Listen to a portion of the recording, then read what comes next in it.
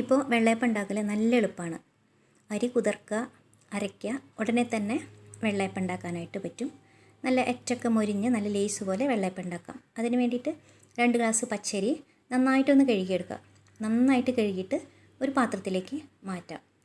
ഇനി ഇതിലേക്ക് നമ്മളെടുത്ത ഗ്ലാസിൻ്റെ അതേ അളവിൽ തന്നെ 1 ഗ്ലാസ് ചിരകിയ തേങ്ങ. അപ്പോൾ തേങ്ങയുടെ ആ വെളുത്ത ഭാഗം മാത്രം എടുത്താൽ മതി കേട്ടോ. 1 ഗ്ലാസ് ചോറ്. ഞാനിപ്പോൾ പൊന്നിയരിയാണ് എടുത്തേക്കുന്നത്. ഒരു 1/2 ടീസ്പൂൺ ഈസ്റ്റ്, ഇൻസ്റ്റൻറ്റ് ഡ്രൈ ഈസ്റ്റാണ്. 4 ടീസ്പൂൺ പഞ്ചസാര. വെള്ളയപ്പം എപ്പോഴും കുറച്ച് മധുരത്തിലല്ലേ നല്ലതുണ്ടാവുക. ഇതെല്ലാം കൂടിയിട്ട് നന്നായിട്ടൊന്ന് മിക്സാക്കുക. കൈ വെച്ച് മിക്സാക്കാം, അതല്ലെങ്കിൽ നമ്മളിങ്ങനെ സ്പൂൺ വെച്ചിട്ട് നന്നായിട്ടൊന്ന് പ്രസ് ചെയ്തിട്ട് മിക്സാക്കി എടുത്താൽ മതി. എല്ലാം നന്നായിട്ട് മിക്സായിട്ട് വരണം. ഇതിലേക്ക് നമുക്ക് നാളികേരം വെള്ളം ചേർത്ത് കൊടുക്കാം, അതല്ലെങ്കിൽ സാധാരണ വെള്ളം തന്നെ ചേർത്ത് കൊടുത്താൽ മതി. ഞാനിപ്പോൾ ഈ ഉടച്ച തേങ്ങയുടെ നാളികേരം വെള്ളം ഉണ്ടായിരുന്നു, ഒരു ഗ്ലാസ്സിന് കുറച്ച് കുറവ്, അത് ചേർത്ത് കൊടുക്കാം. ചേർത്ത് കൊടുത്തിട്ട് വീണ്ടും നന്നായിട്ടൊന്ന് മിക്സാക്കുക. നന്നായിട്ട് മിക്സാക്കിയതിന് ശേഷം നമുക്കിതിലേക്ക് 1 ഗ്ലാസ്സും കൂടെ സാധാരണ വെള്ളം ഒഴിച്ചു കൊടുക്കാം. അപ്പോൾ ഇങ്ങനെ 1 ഗ്ലാസ് അരിക്ക് 1 ഗ്ലാസ് വെള്ളം എന്ന പോലെയാണ് കേട്ടോ, അളവ് കറക്റ്റായിട്ടുണ്ടാവും. ഇത് നന്നായിട്ടൊന്ന് ലെവലാക്കി വെക്കാം. അരിയുടെ മേലെ ഇങ്ങനെ വെള്ളം കറക്റ്റ് ലെവലായിട്ട് ഉണ്ടായാൽ മതി കേട്ടോ.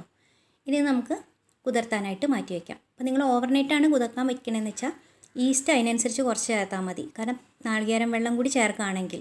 ഇപ്പോൾ ഞാനൊരു 3 മണിക്കൂർ കുതിർത്തിട്ടുണ്ടായിരുന്നു. അപ്പോൾ നമുക്ക് തുറന്ന് നോക്കാം. അപ്പോൾ പച്ചരി നന്നായിട്ട് കുതിർന്നിട്ടുണ്ട്. അതുപോലെ തന്നെ ഈസ്റ്റും നന്നായിട്ട് ഫെർമെൻ്റ് ആയിട്ടുണ്ടാവും. ഇതിങ്ങനെ തന്നെ, ഇതിലിനി വെള്ളമൊന്നും ചേർക്കേണ്ട. എല്ലാം കൂടി നമുക്ക് ഒരു മിക്സി ജാറിലേക്ക് ഇട്ട് കൊടുക്കാം. നന്നായിട്ട് അരച്ചെടുക്കാം. നല്ല പേസ്റ്റ് പോലെ അരച്ചെടുക്കാം.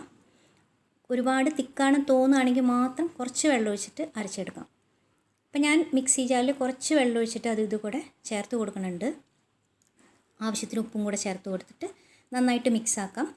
നമുക്ക് വേണമെങ്കിൽ വെള്ളയപ്പം ഇപ്പം തന്നെ ഉണ്ടാക്കാം കേട്ടോ. അതല്ലെങ്കിൽ മൂടി വെച്ചിട്ട് നമ്മൾ ഈ വെള്ളയപ്പത്തിൻ്റെ കറിയൊക്കെ ഉണ്ടാക്കിയതിന് ശേഷം വെള്ളയപ്പം ഉണ്ടാക്കാം. അപ്പോൾ ഞാനൊരു 10 മിനിറ്റ് റെസ്റ്റ് ചെയ്യാനായിട്ട് വെച്ചുള്ളൂ. അപ്പോൾ നമുക്കിത് വെള്ളയപ്പം ഉണ്ടാക്കാം. ഇതുപോലെ വെള്ളയപ്പം ഉണ്ടാക്കുമ്പോൾ നമുക്ക് എന്നും ഒരേപോലെ വെള്ളയപ്പം ഉണ്ടാക്കാനായിട്ട് പറ്റും.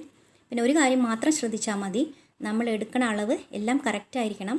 ഏത് ഗ്ലാസ്സിൽ എടുക്കുകയാണെങ്കിലും അതേ ഗ്ലാസ്സിൽ തന്നെ എല്ലാ അളവും കറക്റ്റായിട്ട് എടുക്കാൻ നോക്കുക.